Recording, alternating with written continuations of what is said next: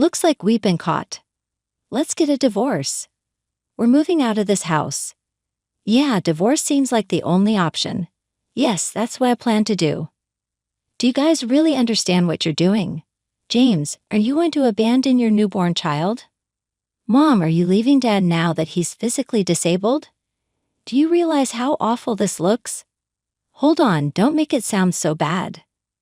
We're moving out, but I have no intention of divorcing your father. Even though I tried to stay calm, I couldn't hide my confusion at my mother's response. My name is Emily, and I'm a 32-year-old office worker. I've been married to James for 3 years. We met at work when James joined my team as a new grad. As I helped him learn the ropes, we started getting to know each other and eventually began going out for meals after work. It was when James was getting the hang of his job after one such meal, he asked me to marry him. I, an only child, had always wished for siblings, so I saw James as a kind of adorable younger brother. So honestly, I was perplexed by his marriage proposal. The fact that I was 6 years older than him was part of my hesitation. We hadn't been together long and I'm quite a bit older than you. Are you sure that's okay? I honestly shared my hesitation with James. He answered without any doubt, age doesn't matter, I love you, Emily. There was a conviction in James's eyes as he looked straight at me. It felt like a pure kind of love and I decided to trust his words. After accepting James's proposal, things moved quickly. We immediately went to greet his parents. My in-laws welcomed me warmly. Like James, they were clear in their communication, which I found comforting. Next, I introduced James to my parents. What a straightforward and polite young man. Such a refreshing and nice young man. It was rare for my mother, who's a bit shy with new people, to praise a man so highly on the first meeting. Nevertheless, I was happy that James was well received. Your parents are so kind. I was a bit embarrassed with all the praise. It seemed that James liked my parents as well, and so we were able to marry without any issues. After getting married, I continued to work for a while without quitting my job. Thanks to the company's consideration, James was transferred to another department. But my straightforward and honest husband was quickly liked in his new team. He actively helped with the household chores. Teaching him cooking, laundry, and cleaning one by one reminded me of when I taught him how to work when he was a new employee, and it was enjoyable. Emily, your cooking is delicious. Did you learn from your mother? My mom wasn't good at cooking, so I went to cooking classes to improve my skills. Your meals are healthy, but they're also well seasoned. Do you notice? My mom has always been into ballet. She was always mindful of her figure and posture. That's why she was always careful with the food she made. Ballet. No wonder you're so beautiful and have such a great figure. Next time we see her, you should tell her that. She'd be thrilled. Yeah, let's visit your family home next time. I had heard that friends' husbands usually dislike going to their wives' family homes, but my husband was the opposite, eager to visit mine. As an only daughter who had moved out after marriage, it was a relief for me to be able to visit my parents' home regularly. My marriage to my husband could have been described as smooth sailing, but unfortunately tragedy strikes without any warning. My father was involved in a sudden and tragic car accident which left him paralyzed from the waist down. Now he is confined to a wheelchair. Emily, can you come by today? A care assistant comes during the day, but it's a lot to handle by myself at night. I could easily imagine my mom, who's not exactly a whiz with housework, struggling to take care of him. If anything goes wrong and he gets hurt, it would be a disaster. Understood, I'll come over after work. When I told my husband I would be going to my parents' house, he immediately offered to drive me there himself. You don't have to go out of your way, but thank you, it's a big help. Don't worry about it, it's only natural I help out, especially when your mom's having a tough time. James didn't seem to mind at all. In fact, I was almost surprised by how readily he sprang into action without any hesitation. Emily, thanks for coming, and James too. I'm so glad you're here, your dad will be so happy. Oh, don't mention it. I've been meaning to come by for a while. Emily, could you check on your dad? It's about time for his bathroom break. Sure, I'll go to his room now. Is there anything I can help with? Please don't hesitate to ask. could you help carry some stuff? Ever since Dad needed the wheelchair, it's been hard to move heavy things. I'll show you where they are. Absolutely, I'm on it. James followed my mother without a hint of complaint.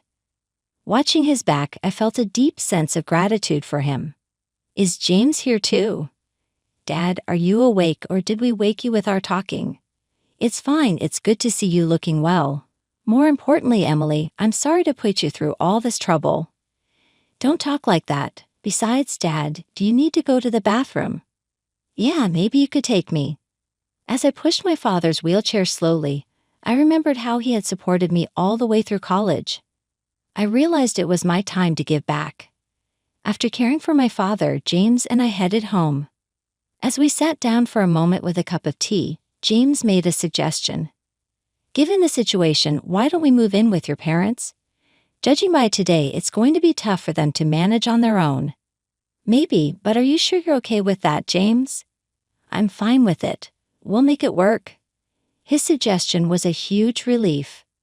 Perhaps I was overthinking, but it felt like he had voiced exactly what I had been considering all along.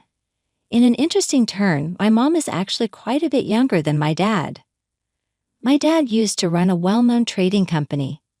Mom was once a ballet dancer, and Dad, who happened to see her perform with some colleagues, fell for her at first sight.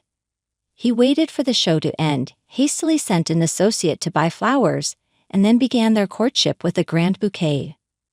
Since the beginning of their marriage, my grandmother used to come over to help my mom, who was never good with household chores, with the cleaning and cooking. Now that I think about it, my cooking does seem to taste a lot like my grandmother's. My grandmother must have cooked with my mother's figure in mind too.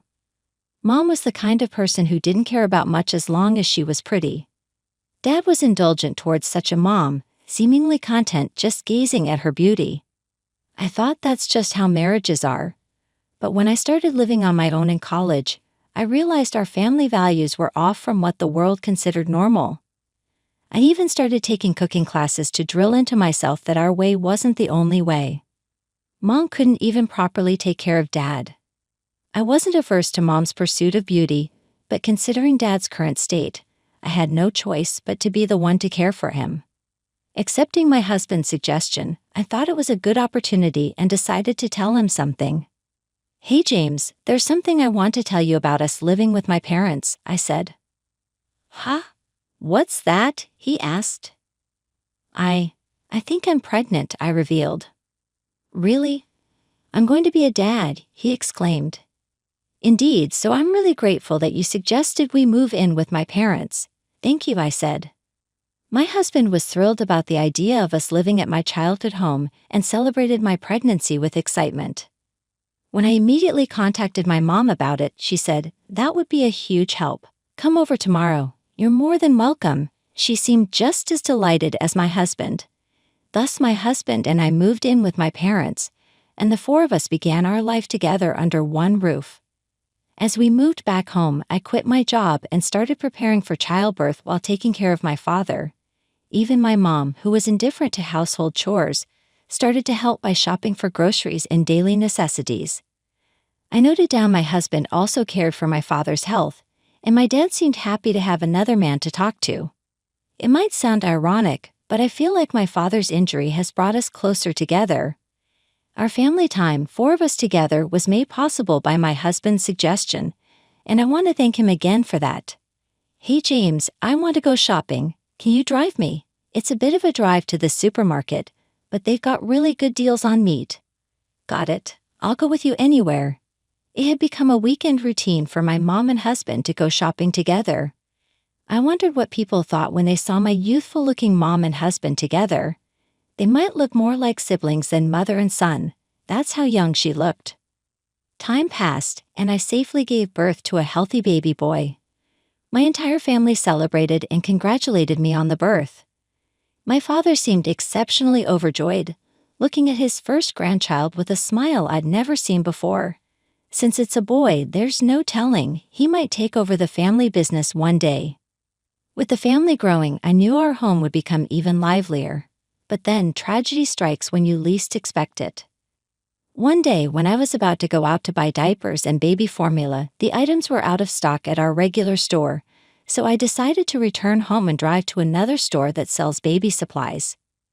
It was a holiday and my husband was home, but I didn't want to bother him and risk him buying the wrong items, so I drove myself. "Why don't you hit up a cafe after shopping and take it easy for a bit?" my husband said as he saw me off at the front door. I remember his face as he said that, caring for me, but I also had an odd feeling of dread. It hadn't been long since I'd given birth, and I wasn't fully recovered. Normally my husband would insist on driving, even if I said I was fine. Without realizing it, I turned the car around and headed back home. I could come up with any excuse for why I came back so suddenly. As I approached the house, I heard a strange noise. Following the sound, it seemed to come from my mother's room upstairs. What used to be my father's spacious room on the second floor is now our bedroom, and with my father in a wheelchair, he has a room on the first floor. My mother's room is next to ours on the second floor. I first peeked quietly into my father's room. Dad was lying in bed as usual, in the middle of his nap. There's no sign of Mom and my husband on the first floor. The bad feeling I had since making a U-turn with the car had turned into a pit in my stomach. With each step I took up the stairs to the second floor, the strange noise grew louder. When I reached the second floor hallway, the strange noise was accompanied by a woman's heavy breathing. There was no room for doubt anymore. I was surprisingly calm in front of my mother's room. My bad feeling turned into certainty. I took out my smartphone and pressed the record button for video. Just as I opened the door, there were my husband and my mother, naked and embracing. Silence followed. Anything I would say to the two of them, agape and silent, would be in vain. I said quietly, "Anyway, both of you get dressed and come downstairs." As I went down the stairs, I realized the camera was still recording and pressed the stop button. I don't want to watch what I recorded, but it will serve as evidence if needed. "When did you two start having an affair?" My husband wouldn't look at me, his head bowed. In contrast, my mother sat in a chair, crossing her legs with a defiant look. "I'll be clear, since we're caught, it wasn't long after you two moved into this house. James told me he loved me." "Is that so? Sorry, Emily. Your mom was so attractive I couldn't contain my feelings." I thought the one who couldn't contain their feelings was rather me. Even I, trying to appear calm, had my limits. There's a line between feelings you can and can't control. It doesn't matter what's forgivable or not at this point, right, James? Yes, we knew it wasn't forgivable from the start. So we have a plan for if it ever came out, right, James? Cut out. Let's divorce. We're going to leave this house. That's right. Divorce is the only option. Yeah, that's what we're going to do. That's what you're going to do. Do you two understand? James, you're abandoning your newborn child. Mom, you're leaving behind Dad, who's become disabled. Do you understand how socially reprehensible that is? Oh, don't make it sound so dreadful. We may leave this house, but I have no intention of divorcing your father. Even I, trying to stay calm, couldn't hide my confusion at my mother's response. Leave but not divorce? What do you mean? Do you have any idea how many years I've been married to your father? As his wife, I have a right to his inheritance. If I divorce here, I won't get what's due to me. Incredibly, my mother refused to divorce my father just to lay claim to his inheritance. Indeed, even if they live apart, being married entitles her to a share of the estate. How utterly greedy. It's despicable. I'm simply asserting my rights. If there's something to be gained, why on earth would I divorce and miss out on it? I was so astounded by her avarice that anger didn't even begin to cover it. James, I am absolutely divorcing you. Until that moment, my husband had been looking down, but perhaps moved by my mother's words, he looked up and gazed at me intently. I understand, but depending on the conditions, I might refuse the divorce. Conditions? What conditions? The condition is that you and your dad accept that your mom won't divorce your dad. I'm fine with divorcing you, but in exchange, I want your mom and your dad's marriage to stay as it is. Evidently, he was being manipulated by her. How can you expect me to accept such terms? How corrupt can you both be? If that's the case, then I can't go through with divorcing you either. No need to worry about child support. So wet. I realized I was in a losing position, but I couldn't give in to my husband and mother's demands. I can't make this decision on my own. I'll discuss it with my dad before we decide. With that said, I made my way to my father's room. The door to my father's room was slightly open.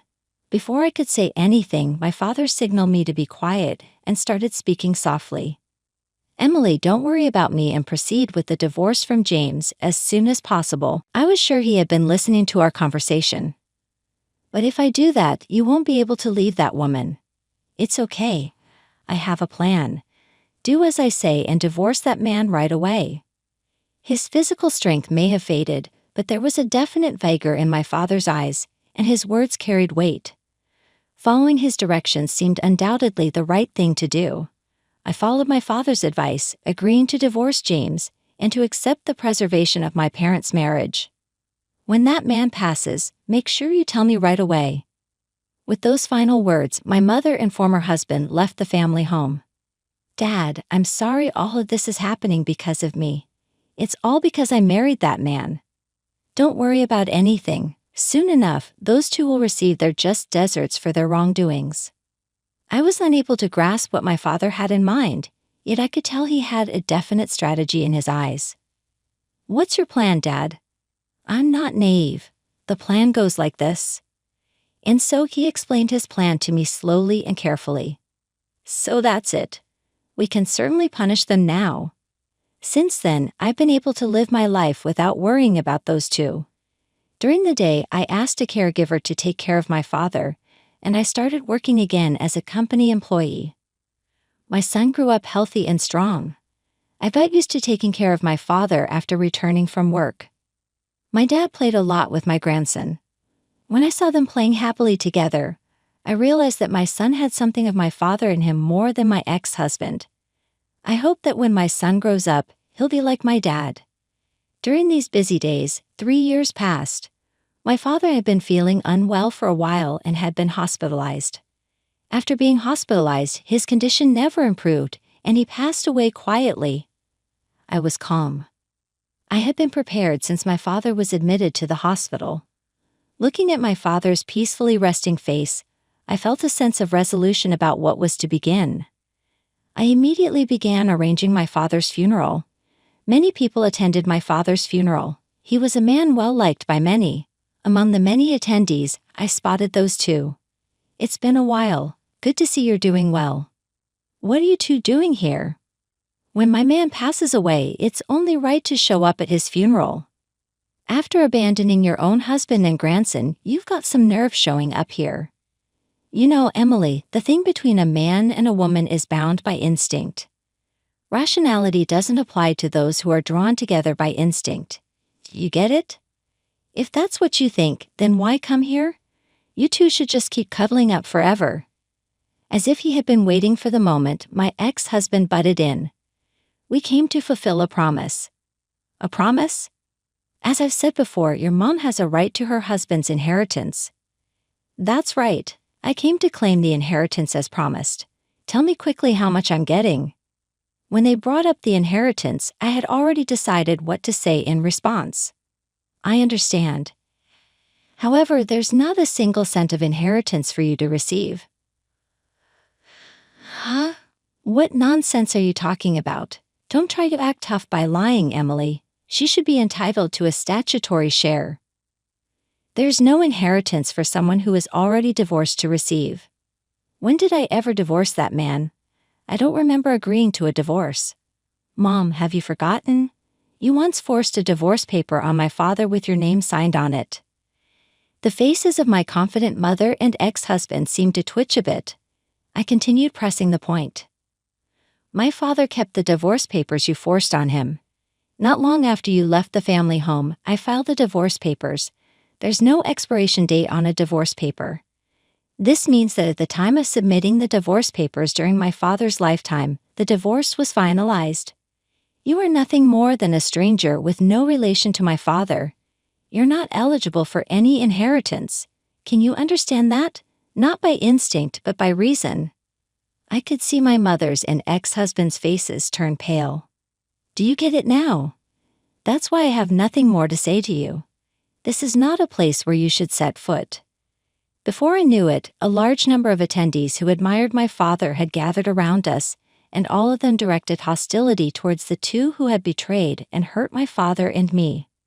Finally grasping the situation, my mother and ex-husband left the scene quickly without a word. From what I heard, my mother and ex-husband had been living a life of luxury far beyond their means. Naturally, my mother quickly ran through her savings and even went into debt to maintain her lavish lifestyle. At their wits' end, they heard of my father's passing and had hoped to use the expected inheritance to pay off their debts. But their plan had completely fallen through. I have no idea where those two are or how they're living now. What becomes of them is of no concern to me. I started working at the trading company my dad ran a few years back. My dad, when he was alive, took the time to teach me the tricks of the trade. Thanks to his efforts, I was able to take over as president of the company he nurtured. Now, as president, I'm raising my son while protecting the company my dad built. Day by day, I see more of my late father in my son's face. Someday, I hope my son will take over the company that my dad raised and I've been safeguarding and make it even greater. But even if my son chooses a different path, I'm going to support his dreams all the way. As a parent, it's my duty to be there the day my son stands on his own 2 feet. No matter what, I'll never betray my son because that's what being a parent is all about.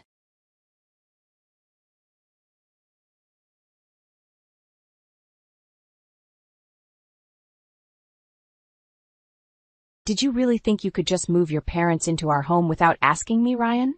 I asked, my voice quivering with a mix of anger and disbelief. Ryan, my husband of 6 years, looked up from his laptop with a smirk that I had grown to despise. Oh, Amelia, don't be so dramatic. It's just for a while, and besides, it's not like you have a say in this. His words felt like a slap in the face. The house, a charming 2-story nestled in a quiet suburb, wasn't just any house. It was the home my grandparents had left me, the place where I'd planned to raise our son, Lucas, away from the toxicity of Ryan's family. You do remember that this house is in my name, right? I retorted, my hands clenched into fists at my sides. Ryan's expression faltered, his smugness giving way to a flicker of uncertainty. As our 2-year-old Lucas toddled into the room, I forced a smile for his sake. He was blissfully unaware of the tension, his chubby hands reaching up towards me. Scooping him into my arms, I kissed his forehead, trying to calm the storm inside me. I'm not okay with this, Ryan. Your parents, they've never respected me or our space. Why now? I asked, struggling to keep my voice steady. Ryan shrugged, his indifference stoking my frustration. They're family, Amelia. You wouldn't understand. Family. The word echoed in my mind mockingly. My own family, who ran a small but beloved coffee shop in town, had always been my sanctuary. They were nothing like Ryan's controlling, overbearing parents. The doorbell rang, interrupting our standoff. Through the peephole, I saw them. Ryan's parents, suitcases in tow, ready to invade our life. My heart sank. Fine, Ryan, let them in, but this isn't over, I hissed, handing Lucas to him before opening the door. Amelia, darling, cooed Ryan's mother, sweeping past me without a second glance. His father followed, a stern man who'd barely acknowledged me since our wedding day. As they settled in, making themselves comfortable in my living room, I felt a sense of intrusion that was all too familiar. This was just the beginning, I realized. But as I watched them, something within me shifted. I was done being the compliant daughter-in-law. Bending to their whims, I retreated to the kitchen, my mind racing. This was my home, my sanctuary, and I was ready to fight for it. The following days turned into a blur of unwelcome changes. Ryan's mother, Elaine, had a way of making her presence known in the most suffocating manner. She rearranged my kitchen, criticized my parenting, and treated our home as if it were her own. Lucas shouldn't be eating that, Amelia. It's not healthy, Elaine chided one morning as I prepared Lucas's breakfast. I bit back a sharp retort, feeling the familiar sting of her judgment. He's fine, Elaine. It's just cereal. She'd skeed, shaking her head. In our house, we believe in a proper diet. You really should learn. Her comments were like needles, each one pricking at my patience. Ryan, as usual, was of no help, buried in his work and oblivious to the growing tension. One evening, as I put Lucas to bed, Elaine barged into his room. He's still not sleeping through the night? You must be doing something wrong." Her words were a slap in the face, undermining my efforts as a mother. "I'm doing the best I can," I snapped, unable to contain my frustration. Elaine's eyes narrowed. "Clearly, your best isn't good enough. Maybe if you had a real job and some structure in your life." I felt a surge of anger. "This is my house, Elaine. You're a guest here. Don't forget that." Her laugh was cold and dismissive. "Oh dear. Ryan never mentioned how delusional you are. This is his house too, and as his mother, I've every right to be here." The following day, I reached my breaking point. I found Elaine in Lucas's room, going through his drawers. "What do you think you're doing?" I demanded, my voice trembling with anger. "I'm just organizing. This room is a mess," she replied, not even bothering to look at me. "That's it! I want you out of my house now!" I exclaimed, feeling a mix of fury and desperation. Elaine turned to face me, her expression one of mock surprise. "Your house? Oh, sweetie, you're just the wife. This is Ryan's house too, and he wants us here." I stormed out of the room, my mind racing with 1,000 thoughts.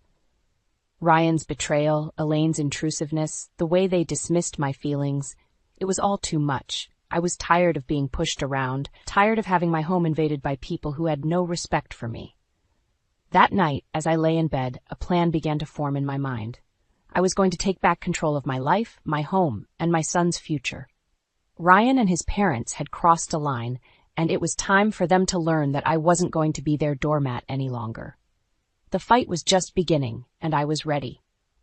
A few days later, Ryan dropped a bombshell during an already tense dinner. "My parents need to stay with us longer. Their house is undergoing renovations," he said, nonchalantly, as if it were the most natural thing in the world. I felt my blood boil. "Longer?" "Ryan, we never discussed them staying in the first place," he shrugged, avoiding my gaze. "It's just for a few more weeks. What's the big deal?" "The big deal? The big deal is that your mother treats me like an intruder in my own home." I snapped, my frustration reaching its peak. Elaine, overhearing our conversation, chimed in with her usual condescending tone. "Amelia, you're overreacting. We're family. You should be more accommodating." That night, sleep eluded me. Their words echoed in my mind, fueling a growing resolve. I wasn't going to let them walk all over me anymore. It was time to fight back. The next morning, I called my brother, Alex, who had always been my confidant. "They're taking over my life, Alex. I can't take it anymore," I confessed, choking back tears. Alex's voice was firm and supportive. "Amelia, you need to stand up for yourself. Don't let them bully you. It's your house, your rules." His words were the push I needed. I decided to confront Ryan, but this time I would be prepared. I gathered evidence of Elaine's overbearing behavior, the rearranged kitchen, the disrupted routines, her constant belittling comments. Confrontation day arrived. I waited until Elaine and Ryan were in the living room. "We need to talk, now," I announced, my voice steady despite the storm raging inside me. Ryan looked up, surprised by my tone. "What's this about, Amelia?" "It's about your parents, Ryan. Their constant interference, their disrespect for my boundaries. It ends today," I declared, holding up my list of grievances. Elaine scoffed. "This is ridiculous. We're just trying to help." "Help? By undermining me at every turn? By treating me like I don't matter in my own home?" I countered, my anger palpable. Ryan shifted uncomfortably. "Amelia, they're my parents. We can't just kick them out." "No, Ryan. They're guests in my home, and they've overstayed their welcome. Either they leave, or I do." With Lucas, I ultimatumed, my resolve unwavering. The room fell silent, the gravity of my words hanging in the air. I saw the flicker of realization in Ryan's eyes, but it was Elaine who spoke first. "You wouldn't dare," she hissed, her facade slipping. "Watch me," I retorted, my voice laced with determination. That night, Ryan's parents packed their bags. As they left, Elaine shot me a venomous look. "You'll regret this, Amelia." But as the door closed behind them, I felt a weight lift off my shoulders. It was the first step in reclaiming my life, and I was ready for whatever came next. The days following Elaine and her husband's departure were eerily quiet. Ryan's demeanor had shifted to one of cold detachment, his interactions with me minimal and strained. I found solace in the peace of my reclaimed home and the joyous laughter of Lucas.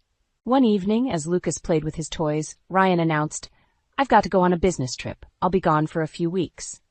His tone was indifferent, as if our strained relationship had taken a backseat to his career. "Fine," I replied curtly, barely concealing my relief at the prospect of his absence. After Ryan left, the house felt different, liberating even. I started to revert the changes Elaine had imposed, each alteration feeling like a small victory. But the true turning point came when I stumbled upon a series of emails on Ryan's laptop, which he'd carelessly left open. They detailed an affair, an ongoing betrayal that cut deeper than any of his mother's snide remarks. Anger, hurt, and a sense of betrayal churned within me.